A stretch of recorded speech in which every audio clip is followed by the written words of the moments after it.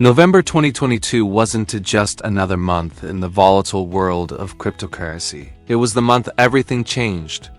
In a matter of days, FTX, the darling of the crypto industry and once the world's second-largest crypto exchange, imploded in a scandal so massive it made headlines across the globe.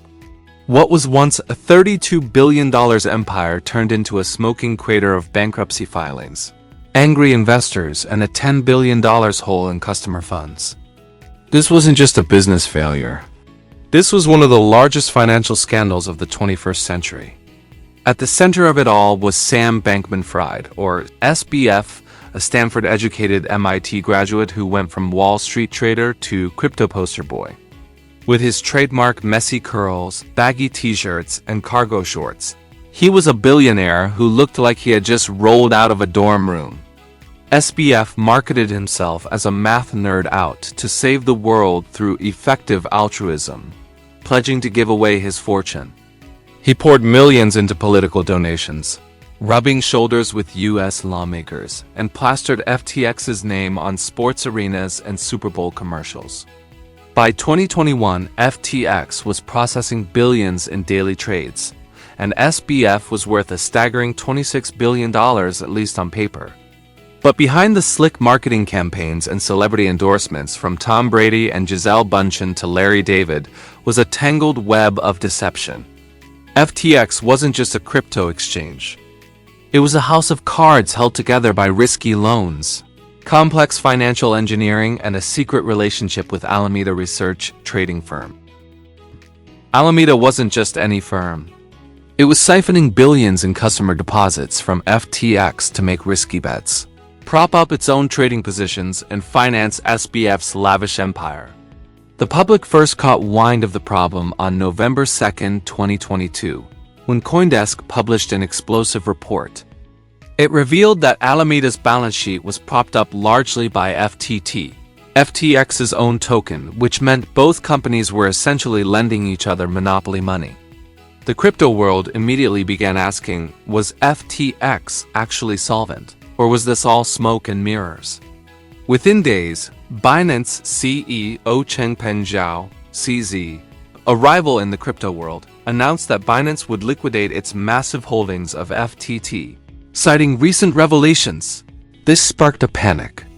In what has been compared to a modern-day bank run, customers rushed to withdraw billions of dollars from FTX. But when they tried, they hit a wall. Withdrawals slowed, then stopped entirely. The illusion of stability shattered overnight. FTT's price collapsed by more than 80% in just a week, and the once-respected exchange filed for bankruptcy on November 11, 2022. The numbers in the bankruptcy filing were shocking. FTX owed creditors over $3 billion. At least $8 billion in customer funds were missing. John J. Ray III, the restructuring expert who had overseen the fallout of Enron, stepped in as CEO and delivered a stunning statement. Never in my career have I seen such a complete failure of corporate controls and such a complete absence of trustworthy financial information. What investigators uncovered was worse than anyone imagined. FTX executives, including SBF's close friends and roommates, were running one of the largest financial frauds in history. Testimonies later revealed Alameda had a secret backdoor in FTX code that allowed it to borrow customer funds at will, bypassing accounting safeguards. Bankman-Fried's team lived in a $30 million luxury penthouse in the Bahamas, buying up prime real estate and splurging on everything from private jets to celebrity endorsements. And yet, the company's internal accounting was so sloppy it tracked billions of dollars in assets in spreadsheets labeled hidden, poorly internally labeled. The scandal sent shockwaves through the global financial system. Bitcoin's price plummeted to nearly $15,000, wiping out over $150 billion in crypto market value in a matter of weeks. Venture capital firms like Sequoia Capital and SoftBank, once proud investors in FTX, had to write off their stakes to zero.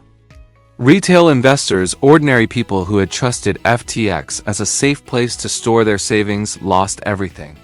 In December 2022, Bankman-Fried was arrested in the Bahamas after U.S. prosecutors unsealed an 8-count indictment charging him with wire fraud, conspiracy to commit money laundering, and violations of campaign finance laws. Authorities accused him of using customer funds to bankroll over $40 million in political donations, influence U.S. regulators, and prop up Alameda's risky trades. SBF, who had once been invited to testify before Congress as a crypto expert, was now being led out of his luxury apartment in handcuffs. The courtroom drama that followed was just as sensational. Former Alameda CEO Carolyn Ellison testified that she and SBF knowingly misled investors and used billions in customer funds to cover trading losses. The trial painted a picture of chaos inside FTX, a company that had grown too fast and was run like a startup frat house, where billion-dollar decisions were made in private signal chats that self-deleted messages. Even as prosecutors built their case, the damage had already been done. The FTX collapse marked the beginning of a regulatory crackdown on the entire crypto industry.